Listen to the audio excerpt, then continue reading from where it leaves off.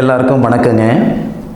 இந்த பதிவில் நம்ம பார்க்கக்கூடியது மேச ராசியில் பிறந்த நண்பர்களுடைய வாழ்க்கையிலையும் வாழ்வாதாரத்திலையும் வரக்கூடிய ஐப்பசி மாதத்தில் இந்த பிரபஞ்சம் மேசராசி நண்பர்களுக்கு எந்த மாதிரியான ஒரு மாற்றங்களை தரப்போகுதுன்றது பற்றி தானுங்க ஆதாரப்பூர்வமாக இந்த பதிவில் நம்ம பார்க்க போகிறோம். எதிர்பார்ப்புகள் அப்படின்றது எல்லாருக்கும் எல்லா நேரத்துலையும் இருக்க தான் செய்யுது.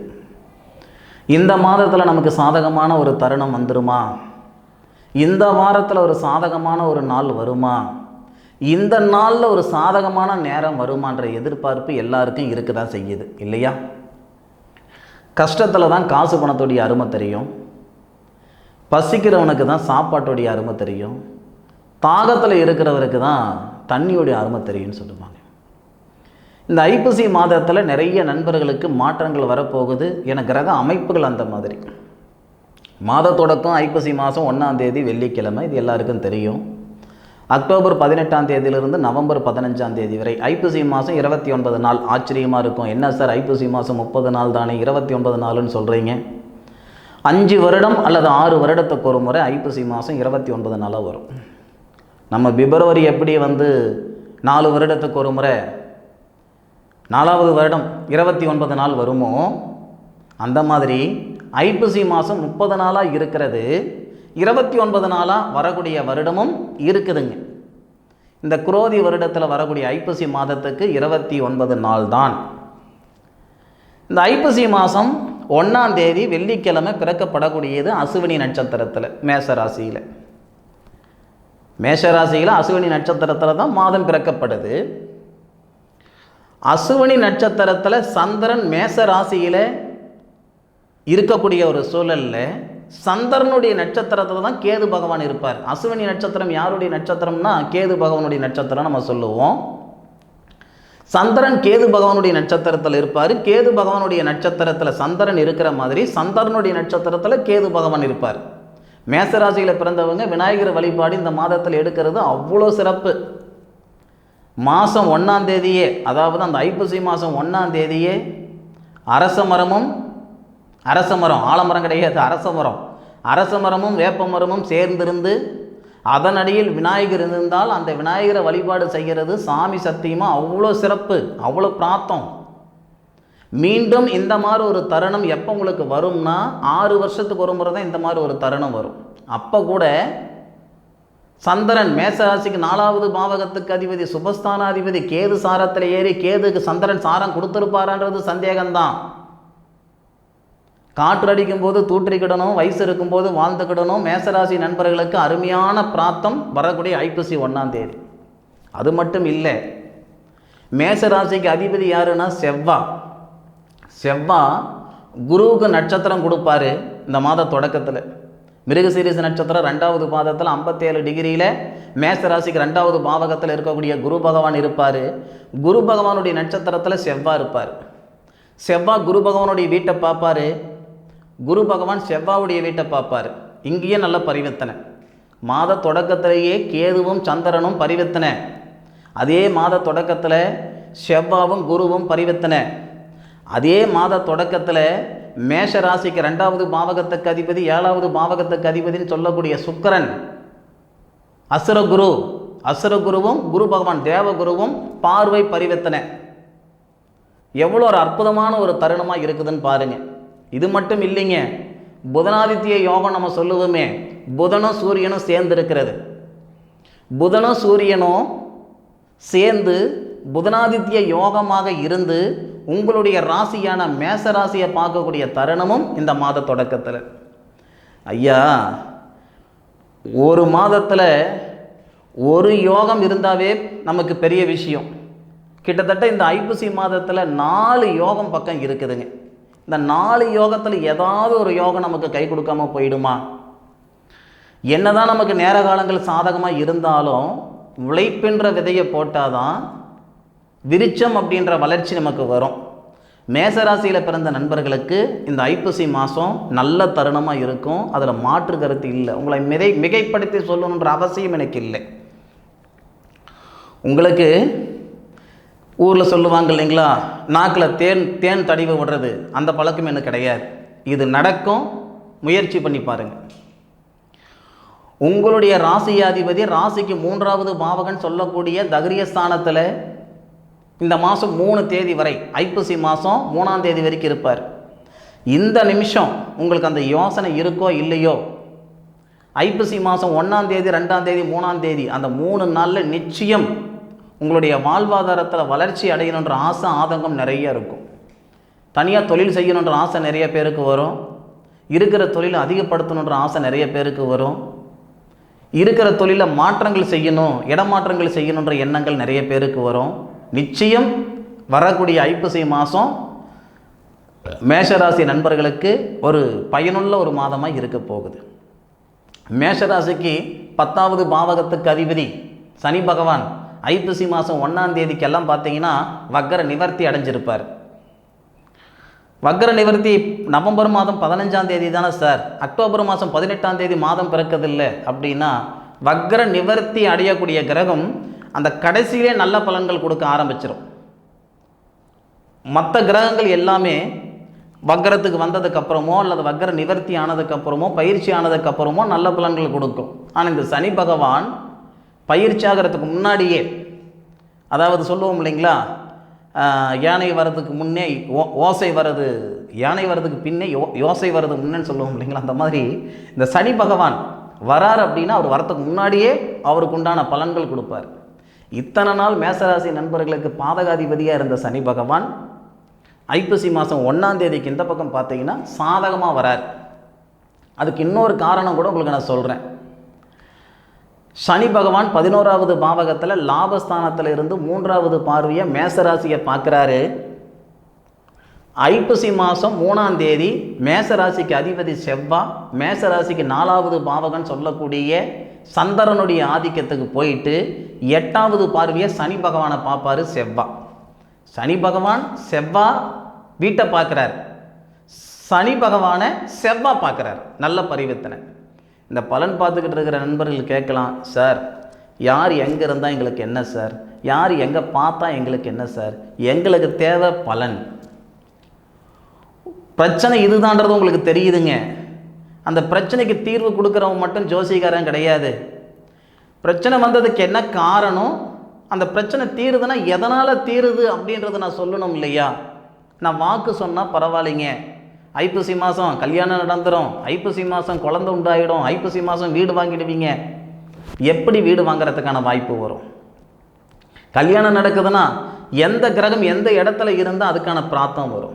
குழந்தை பாக்கியத்துக்காக 6 வருஷமாக 7 வருஷமாக முயற்சி பண்ணுறீங்க, எந்த பாவகத்தில் எந்த கிரக அமைப்புகளால் உங்களுக்கு குழந்தை பாக்கியம் உண்டாகும்? இந்த மாதிரி ஒரு ஒரு எடுத்துக்காட்டோ அல்லது ஆதாரம் கொடுக்கணும் இல்லையா, அதுதானே ஒரு ஜோதிடர். இந்த பலன் 3வது மனுஷன் பார்க்குறவங்க கூட ஓகே இந்த தம்பி இப்படி சொல்கிறாருன்னா இதுக்கு ஆதாரம் இதுதான் கரெக்ட் அப்படின்ற மாதிரி இருக்கணும் இல்லையா. அதுக்காக தானுங்க இந்த மாதிரி ஆதாரபூர்வமான சொல்கிறதே. மேஷராசிக்கு 2வது பாவகத்தில் இருக்கக்கூடிய குரு பகவானுக்கு நட்சத்திரமும் கொடுக்குறாரு உங்கள் ராசிநாதன், அவருடைய வீட்டையும் பார்க்குறார். மேஷராசி நண்பர்களுக்கு நிறைய பேருக்கு பிள்ளை செல்வம் கருத்தரிக்கிறதுக்கு உண்டான ஒரு தருணமாக இந்த தருணம் இருக்கும். எப்படின்னா, மேஷராசிக்கு 2வது பாவகத்தில் இருக்கக்கூடிய அந்த குரு பகவான் மேஷராசிக்கு 6வது பாவகத்தை பார்க்குறார். 6வது பாவகம்தான் ஒரு மனுஷனுக்கு ருணரோக சத்துருஸ்தானம்னு சொல்லுவோம். நோய் நொடினா கூட அந்த 6வது பாவகம்தான் காரணம். அந்த 6வது பாவகத்தை உங்கள் ராசிநாதனுடைய நட்சத்திரத்தில் இருக்கக்கூடிய உங்கள் ராசிக்கு 2வது பாவகம் உடலஸ்தானத்தில் இருக்கக்கூடிய குரு பகவான் பார்க்குறாரு. 6வது பாவகத்துக்கு அதிபதி புதன் சூரிய பகவான் புத்திரஸ்தானத்தோடு சேர்ந்து உங்கள் ராசியை பார்க்குறாரு. இதனால தான் சொல்கிறேன், புத்திர பாக்கியத்தில் இருக்கிற சங்கடங்கள் நீங்க போகுது. உச்சந்தலையிலிருந்து உள்ளங்கால் வரைக்கும் ஏதோ ஒரு தொந்தரவு கொடுத்துக்கிட்டே இருக்குது சாமி. மாதத்தில் நான் கரண்ட் பில்லு கட்டுறனோ இல்லையோ 2 மாதத்துக்கு ஒருக்க ஹாஸ்பிட்டலுக்குன்னு முய் வச்சுக்கிட்டு இருக்கிறேனுங்க. நான் சம்பாதிக்கிறதுல முக்கால்வாசி காசு நான் வைத்தியமே பண்ணிக்கிட்டு இருக்கிறேனுங்கன்னு சொல்லக்கூடிய மேசராசி நண்பர்களுக்கு இந்த தருணம் நல்லா இருக்குங்க. உடல் உபாதைகள் சரியாகிறதுக்கான வாய்ப்புகள் இருக்கும். அதுபோக வரவுக்கும் செலவுக்கும் கரெக்டாக போய்கிட்டு இருக்குதுங்க. மாடு கறக்கிறதுக்கும் இங்கே பூனை குடிக்கிறதுக்கும் கரெக்டாக போய்கிட்டு இருக்குது. என்னால் இருக்கிற கடனையும் கட்ட முடியல, என்னுடைய வாழ்வாதாரத்தையும் நடத்த முடியலைங்க அப்படின்னா இந்த தருணத்தில் தனஸ்தானாதிபதின்னு சொல்லக்கூடிய சுக்கிர பகவான் உங்களுடைய ராசிக்கு 9வது பாவகத்துக்கு போவார். 10ஆம் தேதி 20ஆம் தேதி போவார். தனஸ்தானாதிபதி சுக்கிர பகவான் தான் தனஸ்தானாதிபதி. 9வது பாவகத்துக்கு போயிட்டு 9வது பாவகத்துக்கு அதிபதி தான் தனகாரகன் குரு. அப்போ குருவுடைய வீட்டில் சுக்கிரனும் சுக்கிரனுடைய வீட்டில் குருவும். இந்த கிரக பரிவர்த்தனை, ஒரு கிரகம் ஆட்சியில் இருக்கிறத விட உச்சத்தில் இருக்கிறத விட கிரக பரிவர்த்தனை பண்ணும்போது ரொம்ப சிறப்பாக இருக்குங்க. மேஷ ராசிக்கு திருமண காரகன் அப்படின்னா சுக்கிரன் தான். திருமண ஸ்தானாதிபதி சுக்கிரன் தான். தனஸ்தானாதிபதி சுக்கிரன், தனகாரகன் குரு. தனஸ்தானாதிபதியும் தனகாரகனும் கிரக பரிவர்த்தனை செய்திருக்கிறதுனால பொருளாதாரத்தில் இருக்கிற பிரச்சனை தீரப்போகுது. கடன் பிரச்சனை நீங்க போகுது. 4 காசு பணம் வருதுங்க, அந்த பணம் இருக்கட்டும், கடனை அப்புறம் கட்டிக்கலாம் அப்படின்னு சொல்லக்கூடியவங்க இந்த மேசராசியில் பிறந்திருக்க மாட்டாங்க. நான் ரசம் சாதம் சாப்பிட்டாலும் பரவாயில்லைங்க, முதல்ல நான் கடனை கட்டணுங்க, கடன் இருக்கும்பொழுது நான் கரிசோரி சாப்பிட மாட்டேன்னு சொல்லக்கூடியவங்க தான் இந்த மேசராசியில் இருப்பாங்க. இன்றைக்கும் மேசராசி நண்பர்களால் மற்றவங்க வாழ்ந்திருப்பாங்களே தவிர மற்றவங்களால மேசராசி நண்பர்கள் வாழ்ந்துட்டாங்கன்னு சொல்கிறதுக்கான வாய்ப்புகள் சத்தியமாக கிடையாது. உங்களுக்கு ஒருத்தர் டீ வாங்கி கொடுத்துருந்தா, ஒரு காஃபி உங்களுக்கு வாங்கி கொடுத்துருந்தா, ஒரு கட்டத்தில் அவருக்கு நீங்கள் சாப்பாடு வாங்கி கொடுத்துருவீங்க. காஃபியோடைய விலை 15 ரூபா தானுங்க, சாப்பாட்டுடைய விலை 60 ரூபா. அப்போது உங்களுக்கு செய்ததுக்கு 3 மடங்கு அதிகமாக அவருக்கு நீங்கள் செய்துடுவீங்க. இதுதான் இந்த மேசராசி நண்பர்களுடைய குணம். மனசாலுக்கு கொடுக்கக்கூடிய முக்கியத்துவம் இந்த காசு பணத்துக்கு கொடுக்க மாட்டீங்க. அப்படி கொடுத்துருந்தா ஒரு வேளை நல்லா இருந்திருப்பீங்களோ இன்னும் தெரியல எனக்கு. இது வரைக்குமே உங்களுக்கு 60 வயசு ஆகியிருந்தாலும் சரி, 40 வயசு ஆகியிருந்தாலும் சரி, ஏன் 20 வயசு ஆகியிருந்தாலும் சரி, மனசாலுக்கு கொடுக்கக்கூடிய முக்கியத்துவம் இந்த காசு பணத்துக்கு தரமாட்டீங்க.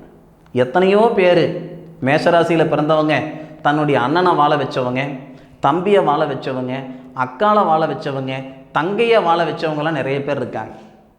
பூர்வீக சொத்து 5 ஏக்கரை இருந்ததுங்க, 4 பேர் நாங்கள் கூட பிறந்தவங்க, 5 ஏக்கரை 4 பேருக்கு இல்லை, நான் 3 பேருக்கு கொடுத்துட்டு நான் வெளியே வந்துட்டேனுங்கன்னு சொல்லக்கூடியவங்க இந்த மேசராசியில் நிறைய பேர் பிறந்திருப்பாங்க.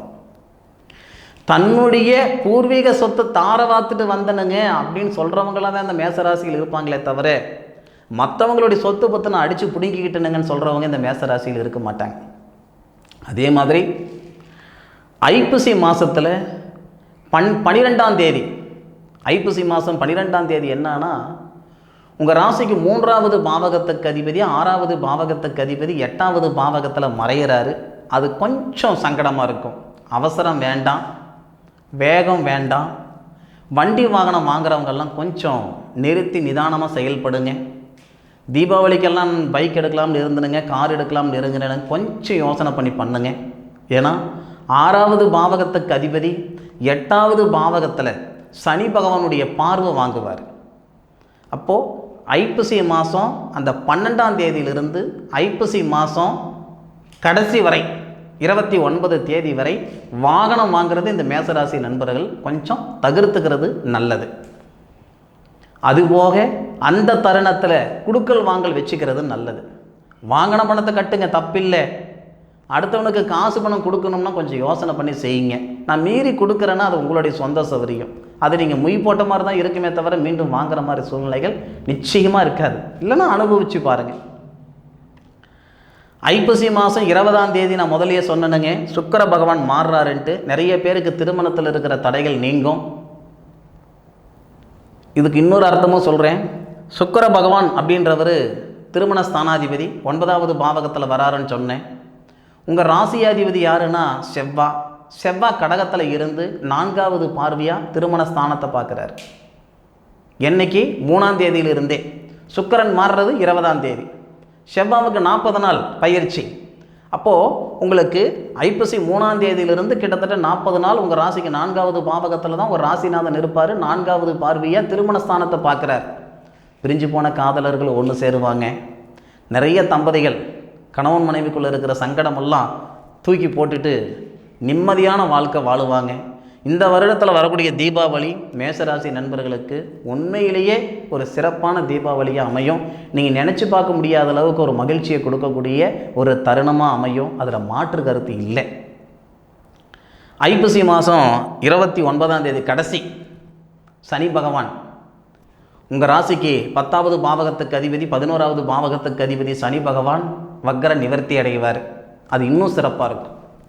எது எப்படி இருந்தாலும் மேஷ ராசியில் அஸ்வினி நட்சத்திரத்தில் பிறந்தவங்களாக இருந்தாலும் சரி, பரணி நட்சத்திரத்தில் பிறந்தவங்களாக இருந்தாலும் சரி, கார்த்திகை நட்சத்திரம் முதல் பாதத்தில் பிறந்தவங்களாக இருந்தாலும் சரி, உங்கள் வாழ்க்கையில் மிகப்பெரிய ஒரு மாற்றத்தை தரக்கூடிய தருணமாக வர்ற ஐப்பசி மாதம் வரும். அதில் மாற்று கருத்து இல்லை. சார் இது நடக்குமா சார்? நிச்சயமாக நடக்கும்.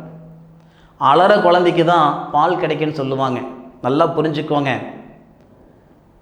அழாத குழந்தைக்கு பால் கிடைக்காது. அலற குழந்தைக்கு தான் பால் கிடைக்கும். முயற்சி பண்ணாதான் நீங்கள் முன்னுக்கு வருவீங்க. நேர காலங்கள் மட்டும் சாதகமாக இருக்குதுன்ட்டு எந்த முயற்சியும் எடுக்காமல் இருந்தீங்கன்னா சத்தியமாக இதை விட 100 மடங்கு நேர காலங்கள் வந்தாலும் உங்களுக்கு வளர்ச்சி வராது. முயற்சி பண்ணுங்க. இந்த மேசராசி நண்பர்களுக்கு வரக்கூடிய ஐப்பசி மாதம் ஆனந்தமாக இருக்கும், அருமையாக இருக்கும், அற்புதமாக இருக்கும். பார்த்துக்கோங்க. இந்த பதிவு மேசராசியில் பிறந்த நண்பர்களுக்கு பயனுள்ள ஒரு பதிவாக தான் இருக்கும். அதில் மாற்று கருத்து இல்லை. இந்த பதிவு பற்றி உண்டான கருத்துக்களை கமெண்ட் பாக்ஸில் பதிவு பண்ணுங்கள். மீண்டும் அடுத்த ஒரு அற்புதமான தருணத்தில் உங்கள் அனைவரையும் சந்திக்கும் வரை உங்களிடமிருந்து விடைபெறுவது உங்கள் வீட்டு ஜோதிட நண்பனான காளிதாஸ் மணிகண்டன். திருச்சிற்றம்பலம். வாழ்க வையகம், வாழ்க வளமுடன்.